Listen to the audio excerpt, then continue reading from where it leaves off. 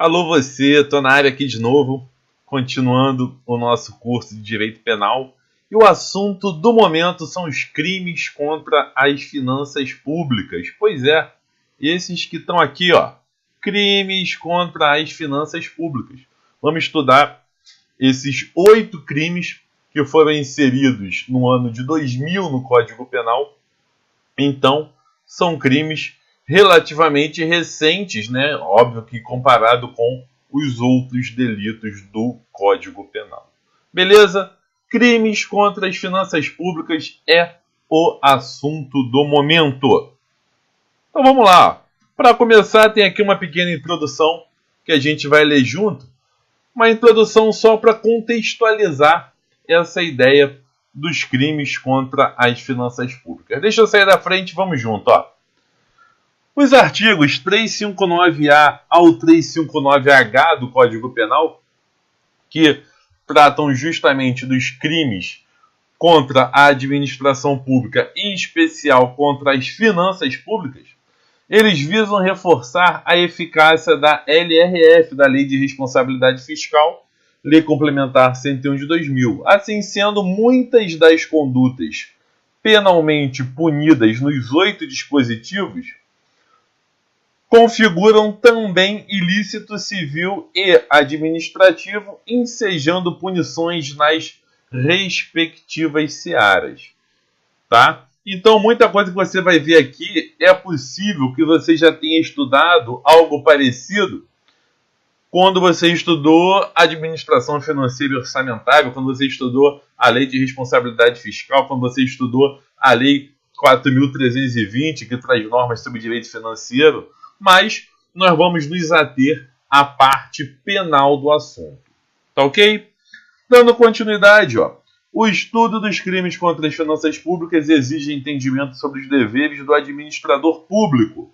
E isso é importante, deveres do administrador público durante a sua gestão, o qual deve ter como meta o equilíbrio das contas públicas. Aliás, deverá realizar uma ação planejada e transparente, né? Ação planejada e transparente que está sendo citada na LRF, evitando riscos e corrigindo desvios capazes de afetar o equilíbrio das contas públicas.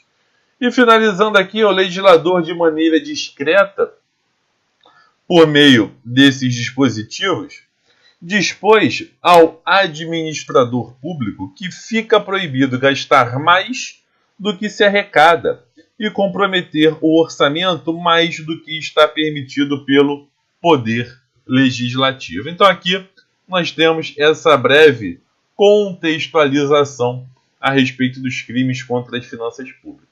Beleza? Tranquilo? Então vamos junto, ó. Vamos junto para o próximo slide, que já tem aqui 3 bizus.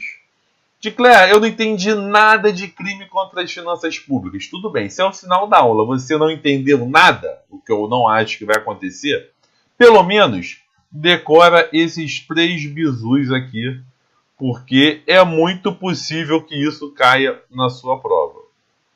Que bizus são esses? Olha só, primeiro, esses 8 crimes que nós vamos estudar agora, todos eles são de natureza dolosa. Então, marca aí no seu resumo. Não existe, não há crime contra as finanças públicas de natureza culposa. Isso não existe. Tá ok?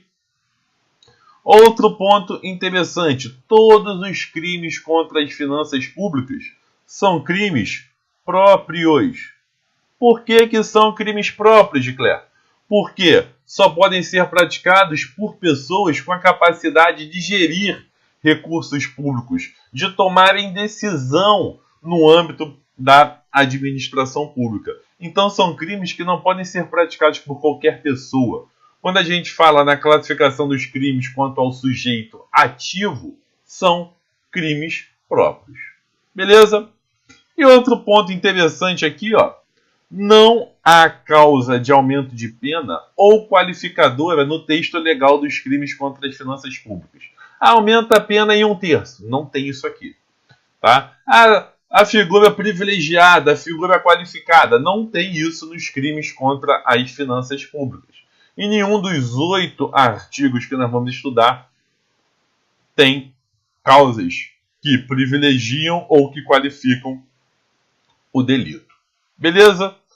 Feito esse bizu, agora sim, vamos entrar aqui, no primeiro crime contra as finanças públicas, que é o artigo 359-A. Ele trata da ordenação, autorização ou realização de operação de crédito interno ou externo sem prévia autorização legislativa. Então, para um gestor público, uma pessoa que tenha competência para ter essa decisão, realizar, ordenar ou autorizar uma operação de crédito, essa pessoa precisa de autorização legislativa. Mas você pode estar pensando de Clear, tudo bem, eu não tenho muita base em AFO, em direito financeiro. O que é uma operação de crédito? Vamos com calma que nós vamos esmiuçar esse artigo aqui. O conceito de operação de crédito, ele é dado lá na Lei de Responsabilidade Fiscal, Lei Complementar 101 de 2000, lá no seu artigo 29, inciso 3º. Aqui nós temos a definição do que é uma operação de crédito. É um compromisso financeiro assumido em razão de mútuo. Mútuo é um empréstimo, é um empréstimo de dinheiro. Em razão de mútuo, abertura de crédito, emissão e aceite de título, aquisição financiada de bens, recebimento antecipado de valores provenientes da venda a termo de bens e serviços, arrendamento mercantil e outras operações assemelhadas, inclusive com o uso de derivativos financeiros. Então você tem que entender que a operação de crédito nada mais é do que quando um ente federativo, um ente público, faz um empréstimo, tá? E essa operação de crédito, ela pode ser interno, se o empréstimo for com uma instituição do Brasil, ou a operação de crédito será externa, se a operação for com uma instituição financeira fora do Brasil. Se você reparar bem, as duas espécies de operação de crédito estão tipificadas aqui no artigo 359-A. Tanto empréstimo interno quanto empréstimo externo. Tá? E aí, com essa definição, agora você já se situou, já se localizou, sobre o que é uma operação de crédito. No parágrafo 1º do artigo 29 tem o conceito de operação de crédito por equiparação, a assunção, reconhecimento ou a confissão de dívidas pelo ente da federação sem prejuízo do cumprimento de outras exigências previstas em lei. Então, quando a pessoa reconhece, pratica uma confissão de dívida, significa que isso também é uma operação de crédito. É um empréstimo. Tá ok? Após esse conceito de operação de crédito, nós vamos ver aqui, onde que está prevista essa necessidade de autorização legislativa. Eu fui buscar lá na Lei 4.320, lei que apresenta normas de direito financeiro, essa necessidade, essa previsão legal sobre a autorização legislativa. Olha só, o artigo 7º, parágrafo 2º da Lei 4.320 nos diz que o produto estimado de operações de crédito e de alienação de bens imóveis somente se incluirá na receita quando umas e outras forem especificamente autorizadas pelo Poder Legislativo. Então, para que uma operação de crédito, para que a receita, o dinheiro, o recurso proveniente de uma operação de crédito possa efetivamente ser incluído na receita, precisa de autorização do Poder Legislativo em forma que juridicamente possibilite ao Poder Executivo realizar essa receita no exercício. E aí, é possível que você já tenha estudado lá em AFO ou Direito Financeiro, que essa autorização legislativa, no tocante a operações de crédito, ela poderá constar na própria lei do orçamento. Então, como regra, a lei do orçamento não pode conter matéria estranha, né? A receita e a despesa, mas nós temos aqui uma situação que representa uma exceção a essa regra. Ou seja, nós temos aqui uma exceção ao princípio da exclusividade que você estuda lá em AFO, lá no direito, exclusividade, lá no direito financeiro. Tá ok? Então, sobre a autorização legislativa, a necessidade dela, você já sabe de onde que isso vem. E aí, já que a gente está falando da autorização legislativa, no âmbito da União, ou melhor, no âmbito da União, dos estados, do Distrito Federal, dos territórios e dos municípios, quando se tratar de operação de crédito externa, além da autorização legislativa, ou melhor, ao invés da autorização legislativa comum, a autorização tem que ser dada pelo Senado Federal, onde estão os representantes dos estados, os senadores, tá?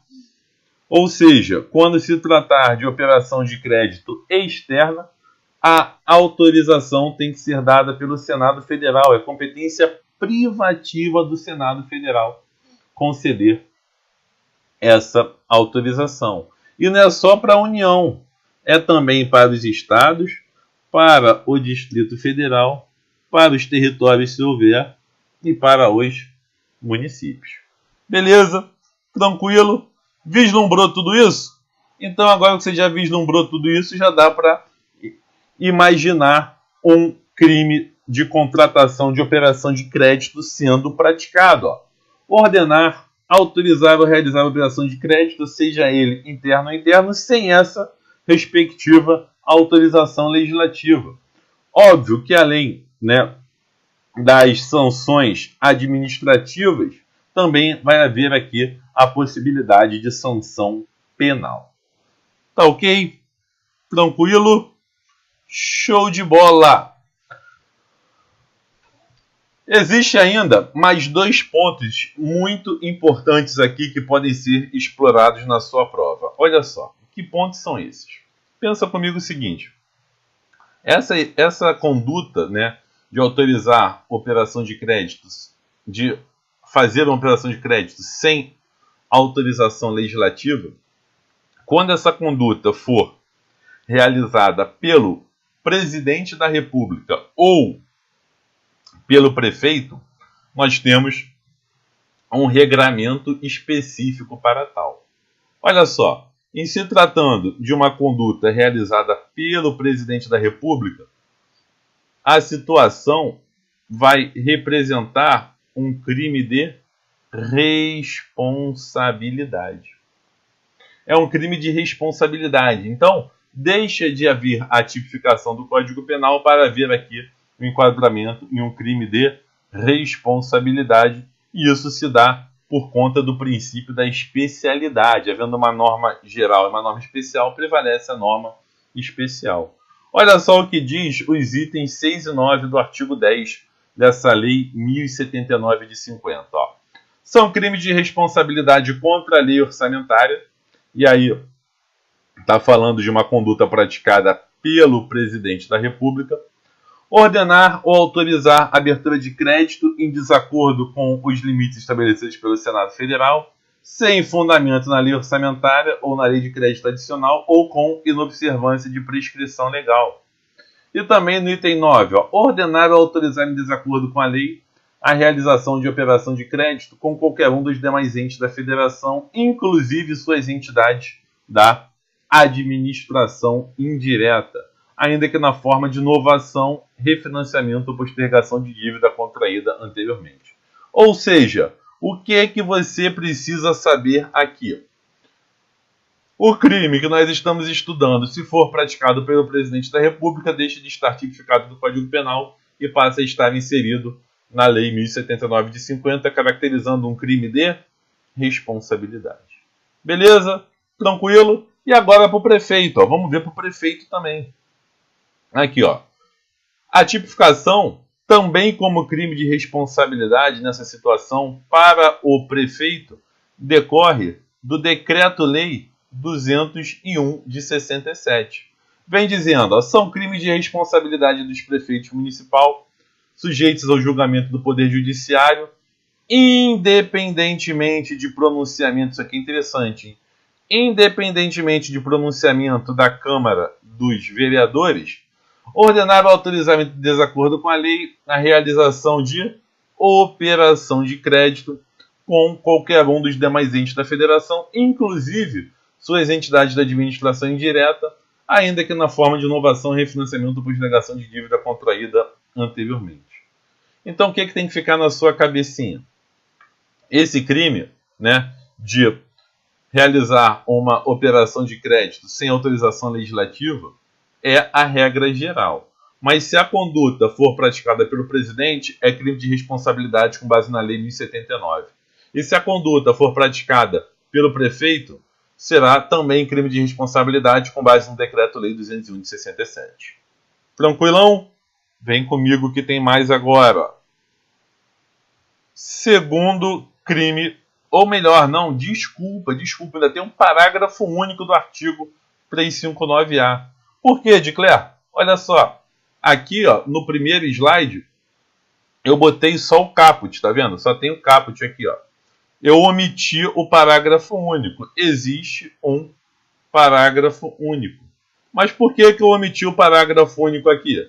Para poder tratar dele depois, né? Que na verdade o depois é agora. Então vamos falar desse parágrafo único aí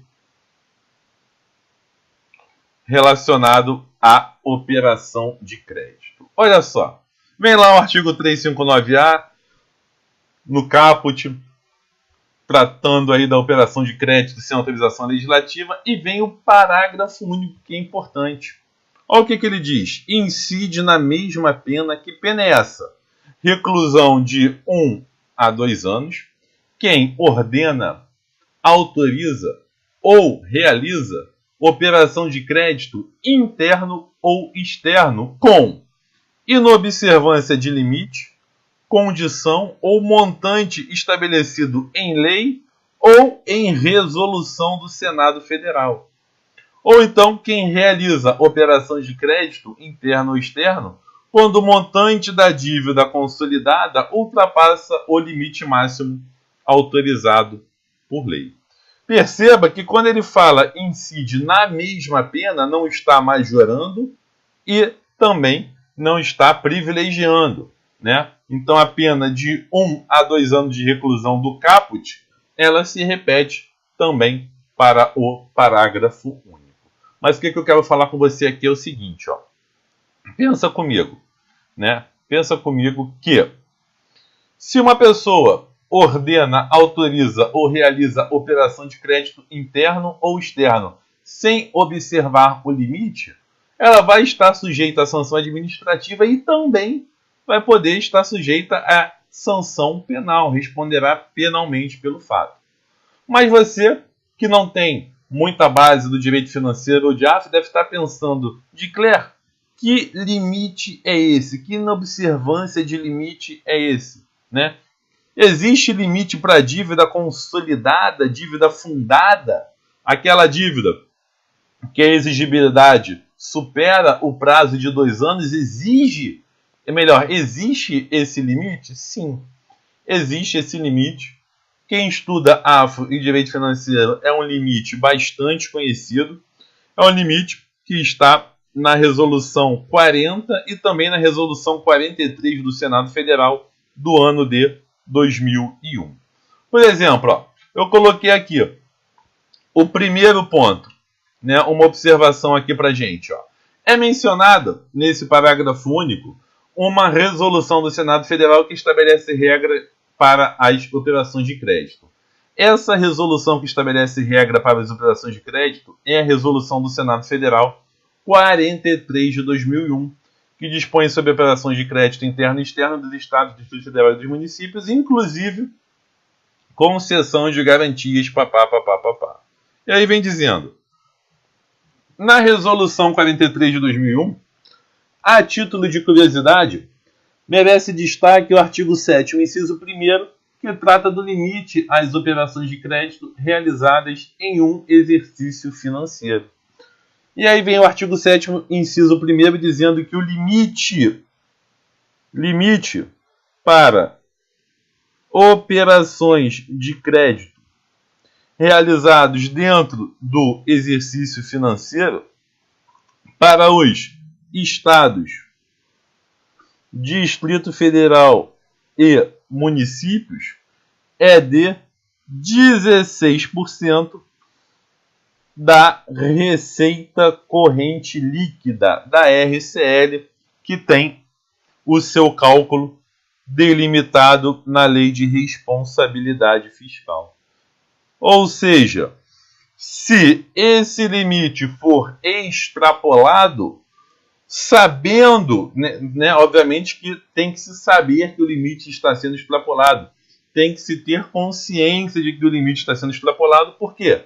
Porque todos os crimes contra as finanças públicas só podem ser praticados na modalidade dolosa. Então, extrapolou o limite propositadamente, isso é crime, tá? Isso é crime, obviamente que além das sanções administrativas possíveis.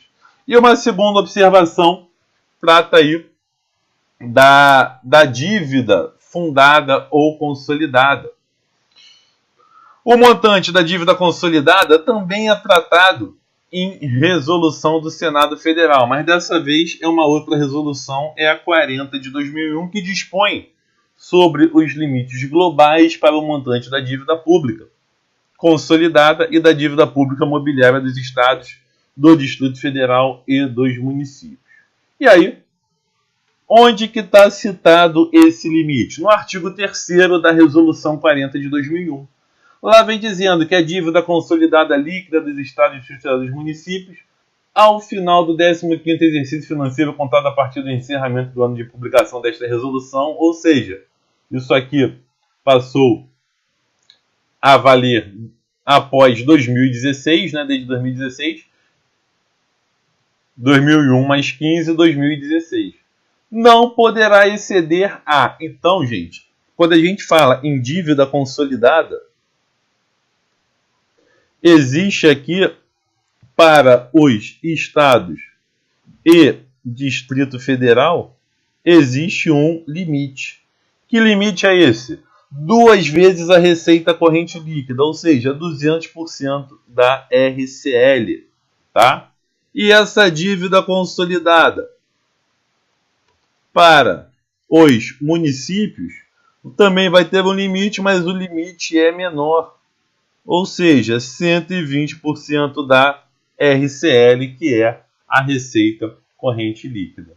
E aí, Dicler, você está me dizendo que se passar desses limites de forma proposital, de forma dolosa, é crime? Exatamente. Se passar desses limites, é crime. Tá ok? Outro ponto interessante, esses limites, seja da operação de crédito, 16%, tá? Seja aqui da dívida consolidada, 200% para estados e Distrito Federal e 120% para municípios, isso pode ser cobrado em AFO, isso pode ser cobrado em direito financeiro, até mesmo em contabilidade pública, dependendo aí do concurso que você estiver realizando. Tá certo? Deu para entender e ficou claro agora que crime é esse de operação de crédito? Todas as formas que ele pode ser praticado? Show de bola! Vou fugir um pouquinho para continuar no nosso próximo slide a tratar aí de um outro crime agora. E o crime do artigo 359B é a inscrição de despesa não empenhada em restos a pagar. Vem dizendo o artigo 359b, ordenar ou autorizar a inscrição em restos a pagar de despesa que não tenha sido previamente empenhada ou que exceda ao limite estabelecido em lei. Quando a gente fala aqui, ó, do que é uma despesa empenhada, obviamente que nós temos que nos remeter à Lei 4.320, que trata de normas sobre o direito financeiro, dizendo que o empenho é o ato emanado de uma autoridade competente que cria para o Estado obrigação de pagamento pendente ou não de implemento de condição. O pagamento após o empenho, ele é efetuado a partir do momento que tem uma liquidação. E o artigo 36 define o que são restos a pagar. Então, olha lá. Quais são aqui os estágios da despesa? Estágios da despesa quando a gente estuda AFO, quando a gente estuda direito financeiro. Os estágios da despesa, há quem fala da fixação, mas eu só vou falar do empenho, da liquidação e do pagamento. Empenho, liquidação e pagamento. Empenho é o primeiro, liquidação é o segundo, pagamento é o terceiro estágio aqui, tá? Então o empenho, ele vai criar para o Estado uma obrigação de pagamento. O empenho compromete o crédito. A liquidação se dá após, né, o cumprimento da prestação do serviço ou a entrega do objeto pelo credor, e o pagamento se dá após a liquidação. Essa fase ela é sequencial. Show de bola! O que são os restos a pagar? Imagina que uma despesa tenha sido empenhada, mas não tenha sido liquidada e, consequentemente, também não tenha sido paga. Ou seja, houve o empenho, mas não ocorreu a liquidação dessa despesa, não ocorreu o pagamento, e aí chegou o dia 31 de dezembro, que é o final do exercício. Se eu inscrever essa despesa que ainda não está liquidada e paga, mas está empenhada em restos a pagar, não tem problema nenhum. Inclusive, aqui nós temos os famosos restos a pagar não processados. Tá? Continuando, mas se eu tiver um empenho, houve a liquidação da despesa, chegou no dia 31 de dezembro, por alguma razão ainda não tinha ocorrido o pagamento. Eu também tenho uma espécie de restos a pagar. São os restos a pagar processados. Aqueles que já foi empenhado e liquidado, mas ainda não foi pago. Beleza, até aqui. O que não pode, o que está sendo tipificado aqui no artigo 359b é o seguinte: é eu ter uma despesa que não foi empenhada, consequentemente também não pode ter sido liquidada e muito menos paga. Isso não pode ser inscrito em restos a pagar. Não pode ser inscrito em restos a pagar. Por quê? Porque o empenho da despesa é uma condição necessária para que ocorra a inscrição do resto a pagar, para que essa despesa possa ser paga somente no exercício seguinte. Olha o que diz o artigo 36 da Lei 4.320. Consideram-se restos a pagar as despesas empenhadas. Despesas empenhadas. Então, não pode se inscrever em resto a pagar o que não foi empenhado. Essa última situação aqui, ó, se ela ocorrer, nós teremos justamente o crime tipificado no artigo 359b. Por quê? É uma situação que pode ser usada para burlar, né, a contabilidade de um determinado ente. Então, isso aqui, ó, é um crime contra as finanças públicas. Beleza? Tranquilo? No próximo bloco, nós vamos tratar aqui do artigo 359C, que é a assunção de obrigação no último ano do mandato ou legislatura.